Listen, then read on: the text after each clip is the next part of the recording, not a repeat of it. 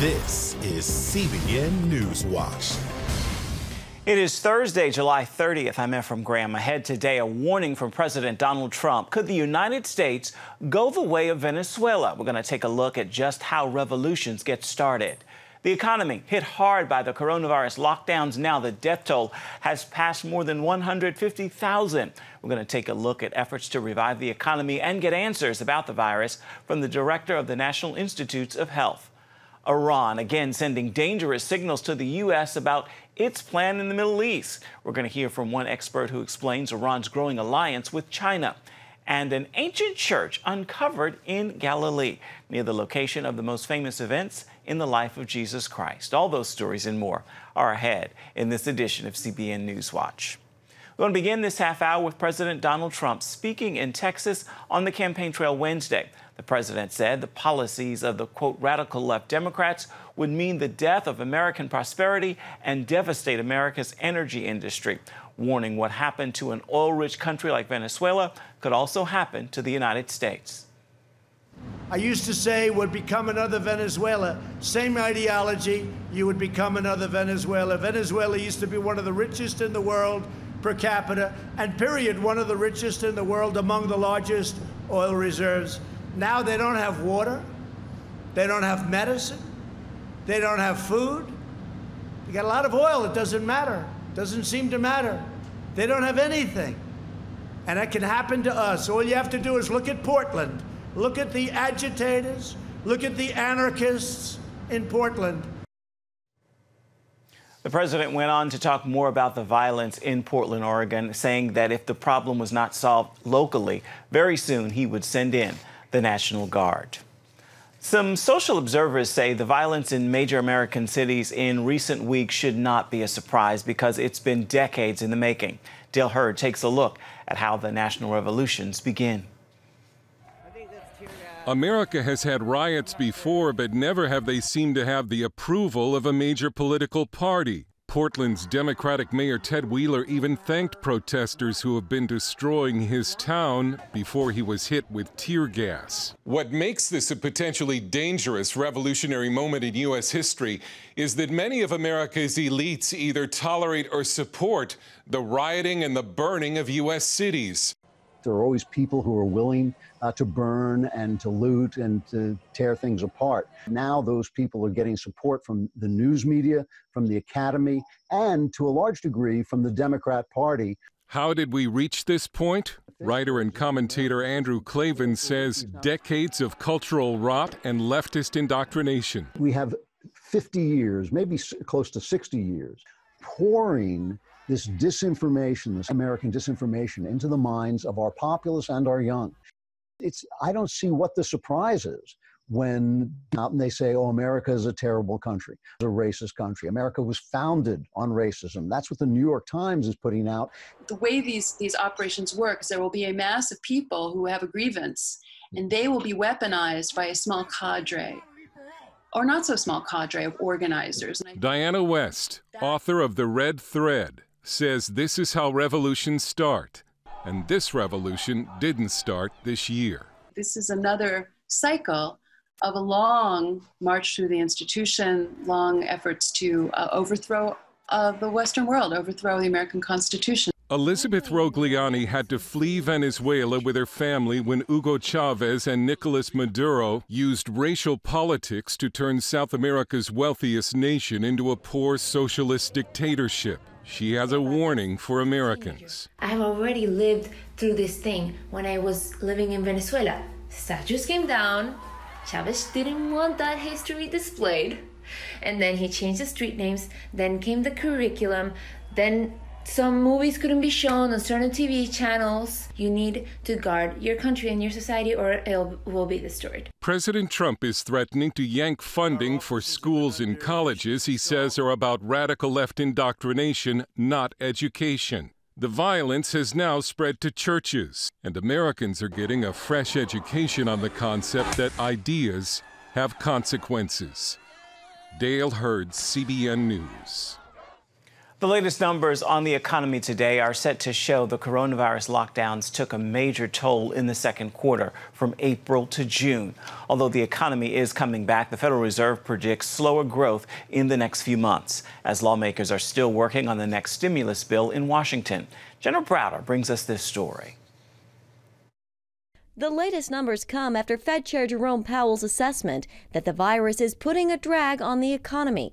And for now, that means continued low interest rates and debt buyback. The path forward for the economy is extraordinarily uncertain and will depend in large part on our success in keeping the virus in check. That, and he says, finding a successful treatment or vaccine. Indeed, we have seen some signs in recent weeks that the increase in virus cases and the renewed measures to control it are starting to weigh on economic activity. This as Democrats and Republicans struggle to reach an agreement over another stimulus plan. At the heart of the issue is a $600 a week unemployment benefit set to expire in just a few days. That's $600 plus normal unemployment benefits. Democrats want to keep the program going. Republicans would like to cut it back. Economist Stephen Moore Wednesday on CBN's Faith Nation. Do you think we'll see a relief deal from lawmakers to expand that aid? Well, that aid has had a lot of harmful effects. I estimate we'd probably have about 1 or 2 million more Americans working today were it not for the fact that unemployed workers are getting, in some cases, twice as much money for not working as working. I mean, that's not just bad economic policy. It's just not fair to the people in this country who are working to have somebody next door, getting more money who's staying at home sitting on the couch. One encouraging sign, the company Eastman Kodak has been given a major grant to begin helping manufacture pharmaceuticals. Meanwhile, the economy taking center stage on the election campaign.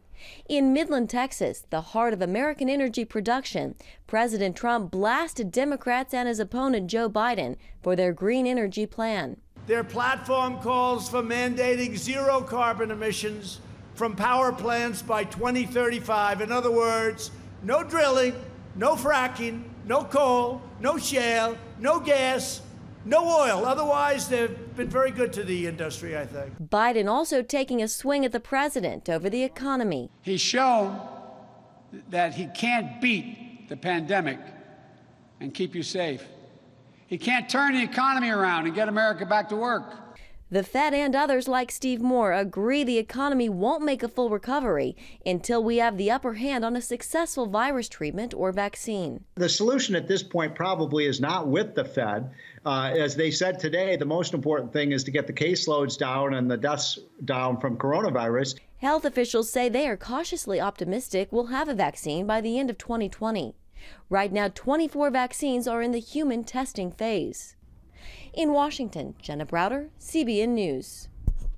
As some people ask whether big tech companies should be broken up, members of Congress finally got their chance Wednesday to grill the CEOs of some of the biggest of these companies, the heads of Google, Apple, Facebook, and Amazon, over charges of monopolistic competition and bias against conservatives.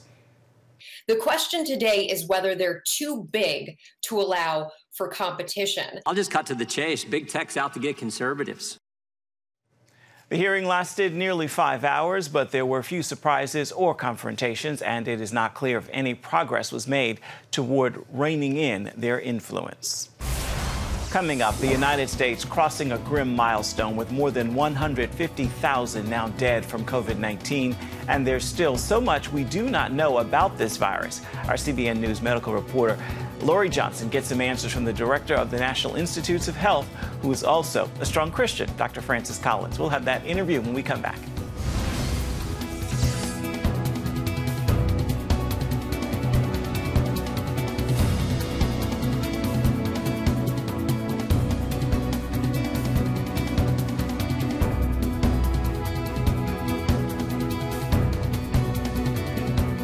Too often, we carry baggage from our past.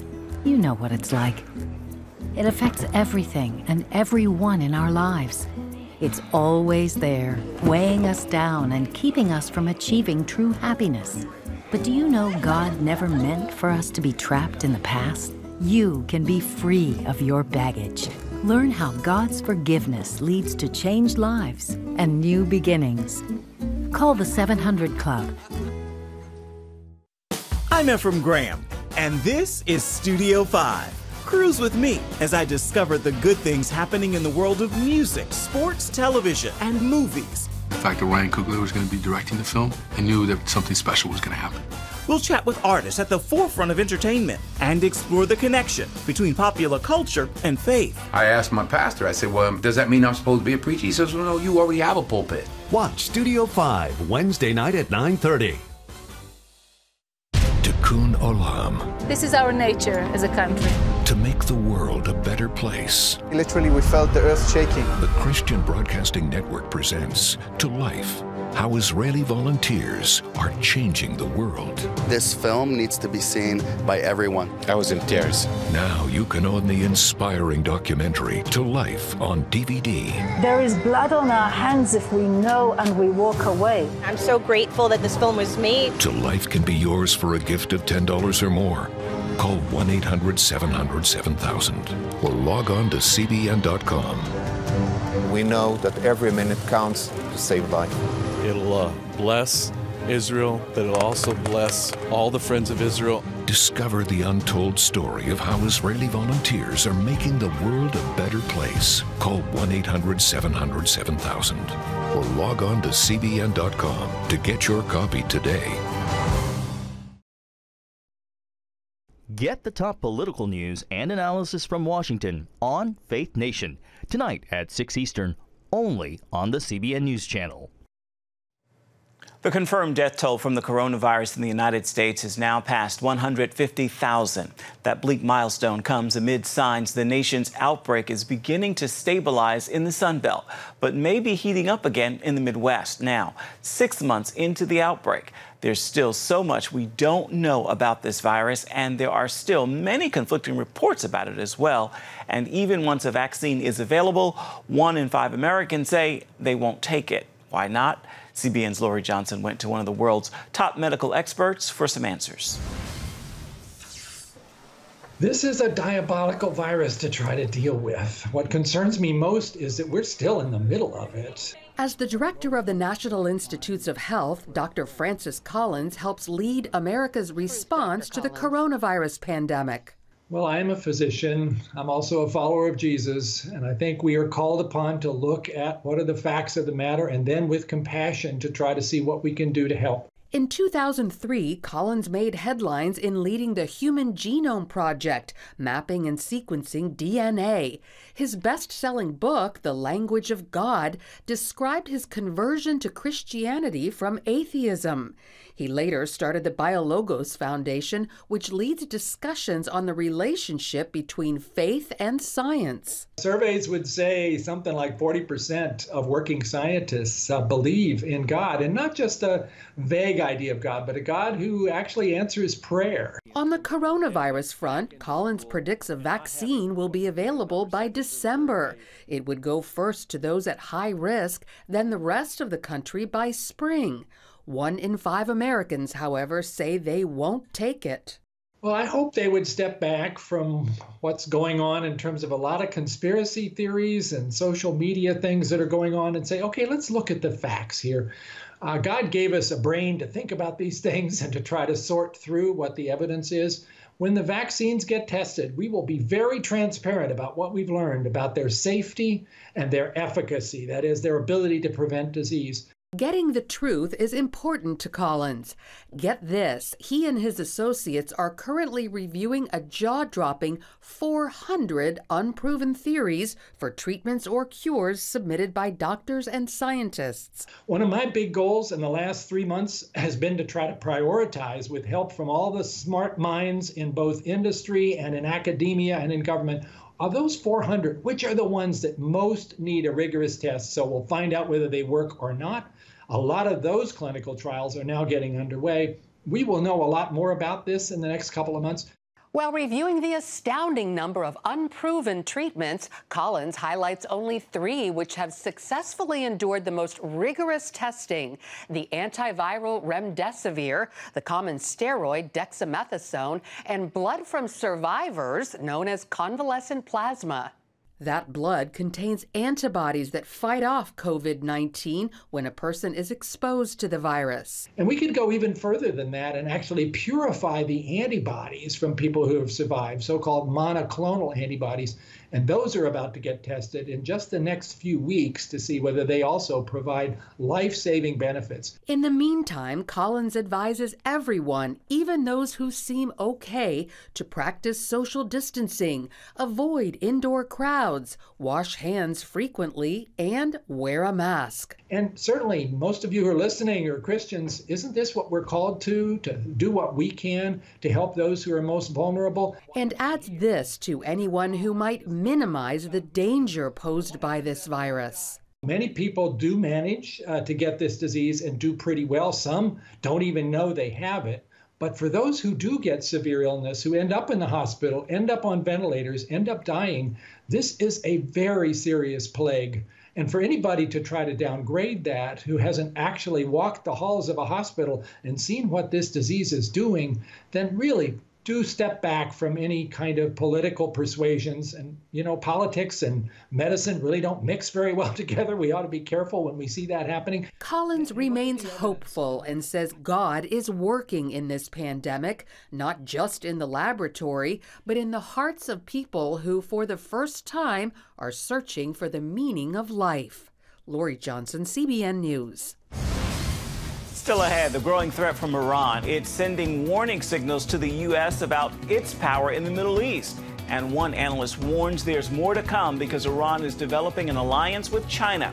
We've got the full story right after this. Come home to the sounds of Southern Gospel from CBN Radio. You'll enjoy a rich Southern blend of bluegrass, classic gospel, and Southern gospel favorites like the Gaithers, the Crab Family, and bluegrass sounds like Mountain Faith. So make yourself at home with the all-new CBN Southern Gospel. Now available at cbnradio.com.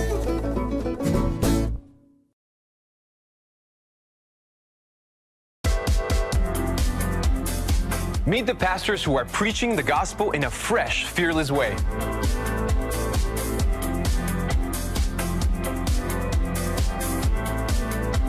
I'm Roberto Torres-Cedillo. Join me each week for Next Gen Voices.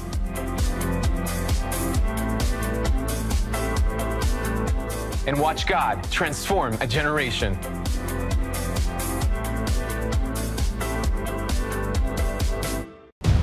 Prophecy thousands of years old. We were called to be a light to the world. Being fulfilled today.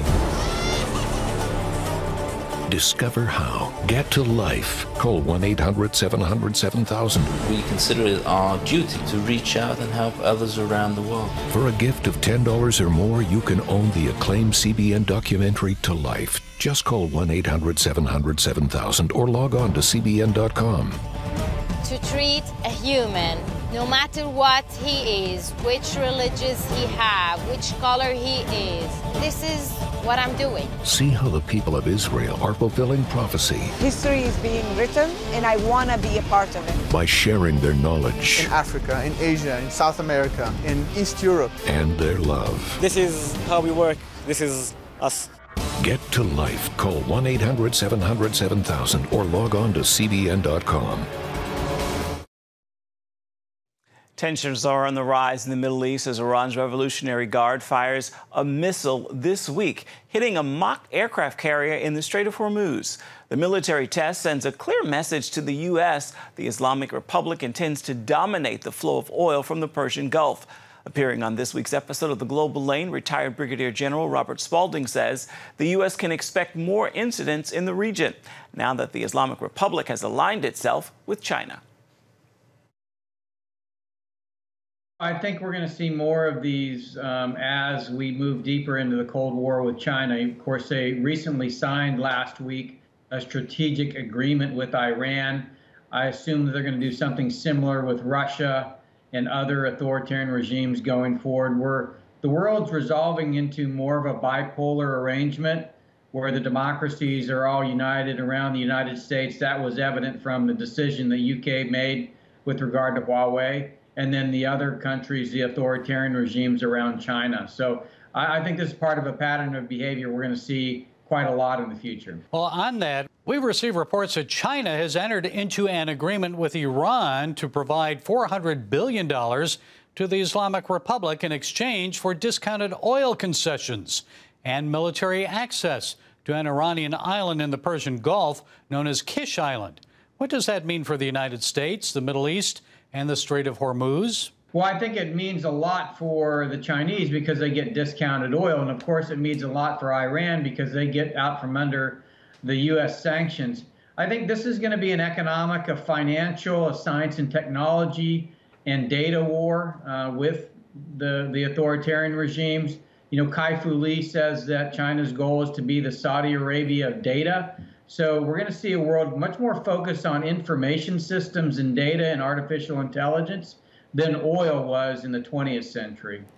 Well, then how should the United States respond to the growing alliance between Iran and China?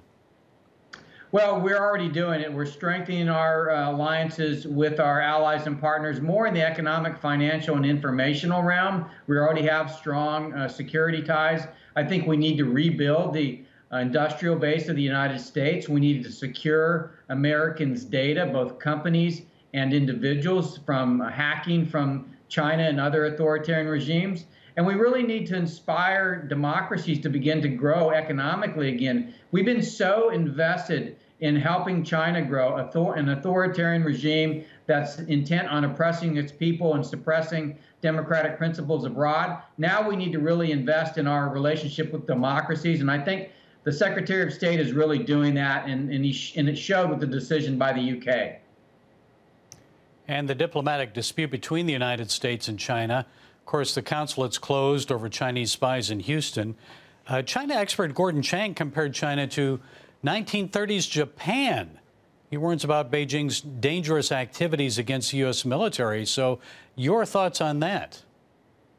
Well, I think one of the things we need to keep in mind is what happened at the end of World War II, and that is the creation of nuclear weapons. So nuclear weapons make actual war very, very risky between nation states in the current era. And so China is a nuclear power. The United States is a nuclear power. Neither side wants to see their citizens or their cities destroyed. I think it's going to be much more focused on the economic, financial, science, and technological and informational aspects of competition. That's where the new battlefields of the 21st century are going to be fought on. Do you have concerns about them influencing the upcoming election, the Chinese hacking in? Oh, no question. They're already influencing our society. You know, you have Antifa and BLM that are very much Marxist organizations. They may not have the same ideology of the Chinese Communist Party, but they share the same disdain for democracies and free trade. And so we're going to have to instruct and educate the American people on the danger of foreign influence and also inside influence that would have us move away from our principles of democracy and free trade and rule of law and civil liberties and human rights.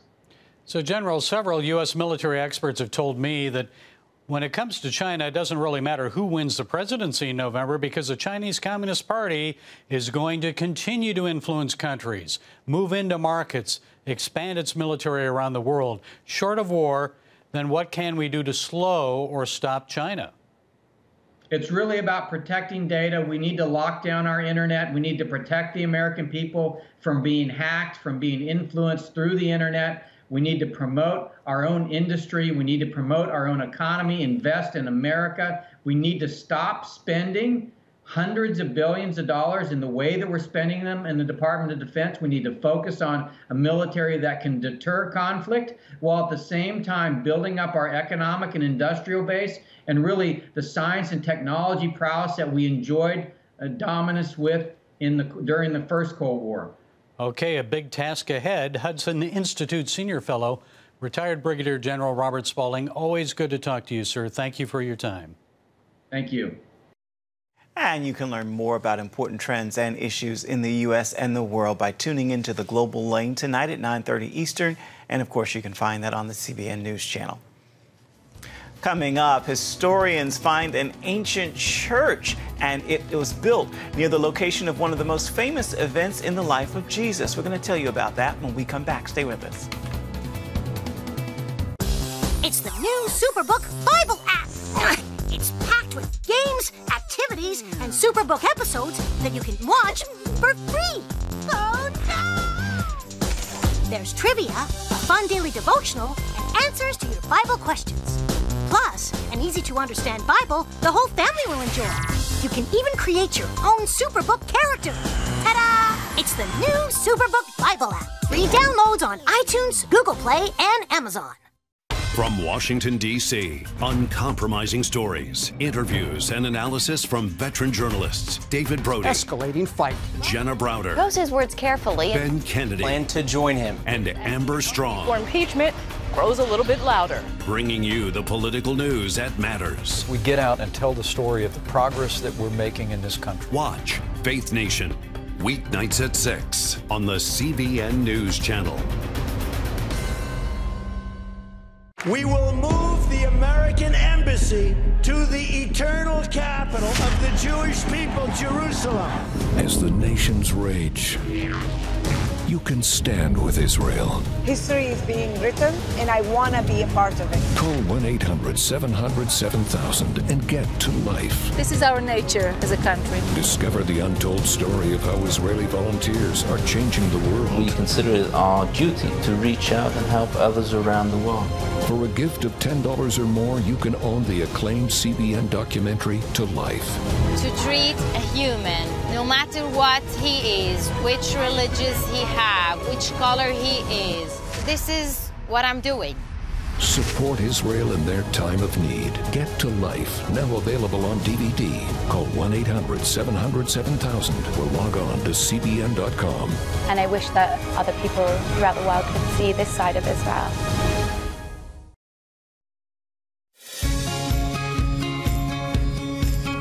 Young people, millennials, are flocking to church. It's not an exaggeration to say that we love to meet them and that we love to know their stories. Check out the CBN News Daily Rundown podcast each weekday with me, Caitlin Burke. Click on the show tab at cbnnews.com where you can listen and subscribe. Historians have found the remains of an ancient church in Galilee near the location of one of the most famous events in the life of Jesus. Here's a look at the mosaic floor. The recently discovered church complex is 1,300 years old, and it includes a large courtyard, a narthex foyer, and a central hall. Researchers from the Israel Antiquities Authority, in collaboration with the Kinneret Academic College, uncovered the church complex. They also found 3 adjacent rooms next to the church. The site is located close to Mount Tabor. That is where, according to Christian tradition, Jesus was transfigured and spoke to Moses and Elijah. Time now for your Thursday Thankful. I hope you'll join me in this prayer of gratitude. Father, thank you for your grace without measure. I can't earn it and I don't deserve it, but you give it freely. Thank you, thank you, thank you. With that word, be grateful for God's grace and make this a thankful Thursday. That will do it for this edition of CBN News Watch. I want to remind you, you can always find more of our programs on the CBN News Channel at any time. You can also find them online at cbnnews.com. We'd love to know what you think about the stories you've seen here today. You can email us, newswatch@cbn.com. And of course, you can reach out and touch us on Facebook, Twitter, and Instagram. Hope you'll join us again right here next time. Make it a thankful Thursday. We'll see you right back here tomorrow.